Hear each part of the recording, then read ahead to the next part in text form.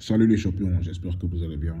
Juste pour vous dire que Eric Bailly ne pourra pas disputer le match contre le Mozambique pour cumul de cartons jaunes. Mais Inch'Allah sera là contre le Cameroun. Donc, en attendant qu'il revienne contre le Cameroun, bah, j'ai fait ma compo. Euh, Où j'ai fait une défense à 3. Voilà. Parce que nos latéraux sont très offensifs et je trouve qu'ils ont des lacunes défensives. On a quand on a des latéraux aussi offensifs comme Camara et Aurier. Voilà, il faut bétonner derrière.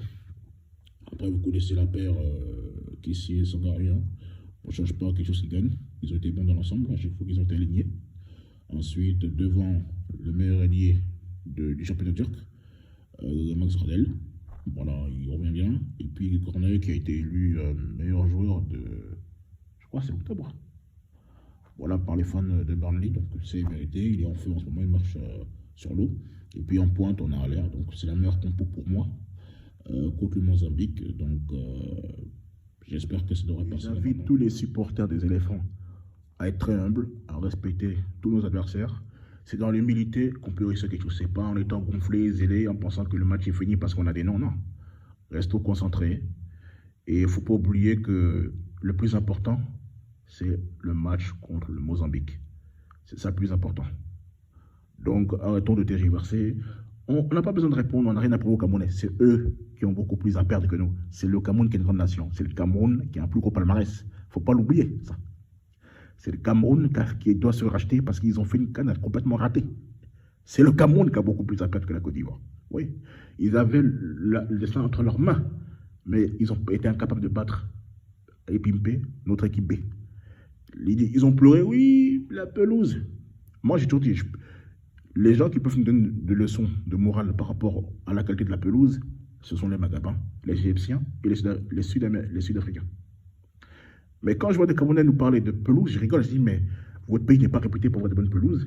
Et même, je me souviens de l'époque des années 2000, le Cameroun a fait le tour de l'Afrique. Quelle que soit la pelouse, le Cameroun s'imposait avec la manière.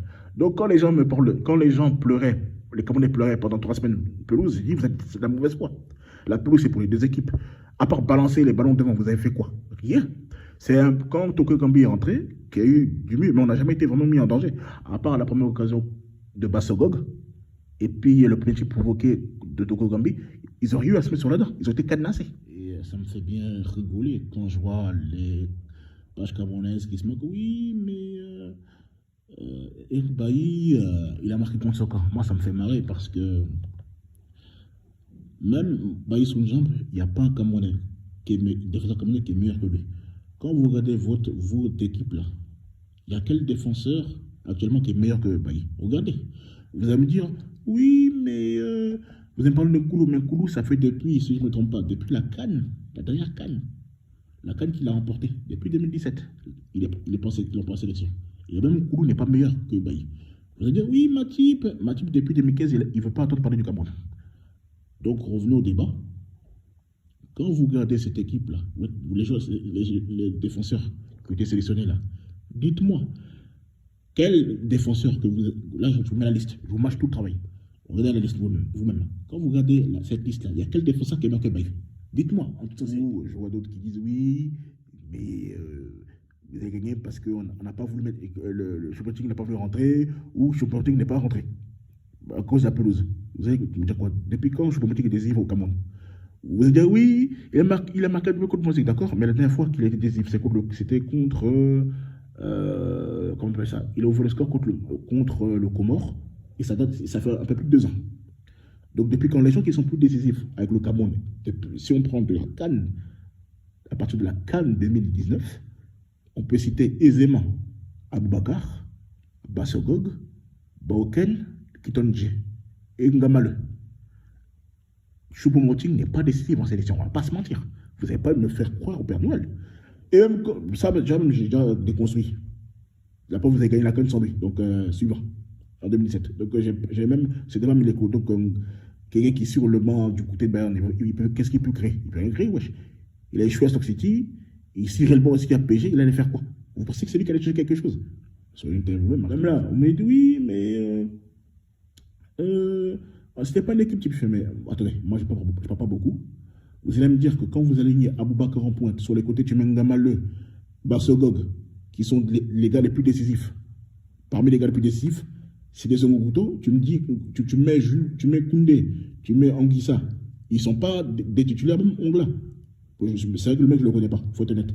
Mais quand je regarde, il a du temps de jeu au Cameroun, il a du temps de jeu. Il est très souvent titulaire. Vous allez me dire que lui, c'est pas un titulaire. Quand tu prends la défense, Moukidi, depuis qu'il est en sélection, là, il n'est pas titulaire du skill au sein de votre chaîne centrale. Ngadou, c'est pas un cadre. Bon, vous allez me dire, oui, Tchamba et Dawa, ils sont catastrophiques, c'est pas nos titulaires. C'est vrai que Oyongo et Kone, ils sont meilleurs. Et Passy aussi, c'est pas un titulaire. Mais tout le reste, c'est des cadres. Tout le reste, c'est des mecs qui ont du temps de jeu. C'est des gars qui sont décisifs, qui sont alignés la plupart du temps. Donc, arrêtez votre cinéma. Si vous n'êtes pas bon, vous dites, soyez honnête, on n'est pas bon, on n'a pas été bon, c'est tout. En plus, il faut sortir des arguments qui sont faciles à déconstruire, en fait. Donc, excusez-moi, il y a peut-être 3 joueurs qui ne sont pas titulaires, le reste, c'est tous des gars titulaires. Voilà. Donc, il faut qu'on soit honnête avec nous-mêmes. Donc, je pense que j'en ai fini. De toute façon, on verra le mercredi. La vérité du mercredi. La vérité, c'est le mercredi, on va savoir. Moi, je ne parle pas beaucoup. De toute façon, si on vous tape encore, vous allez trouver encore d'autres arguments. Oui, on a corrompu la CAF, on a corrompu l'arbitre, on a acheté l'arbitre. De toute façon, on vous connaît, vous êtes de mauvaise foi. De toute façon, on va s'attraper mercredi, Inch'Allah. Donc, affaire à suivre. Ciao, ciao. Portez-vous bien.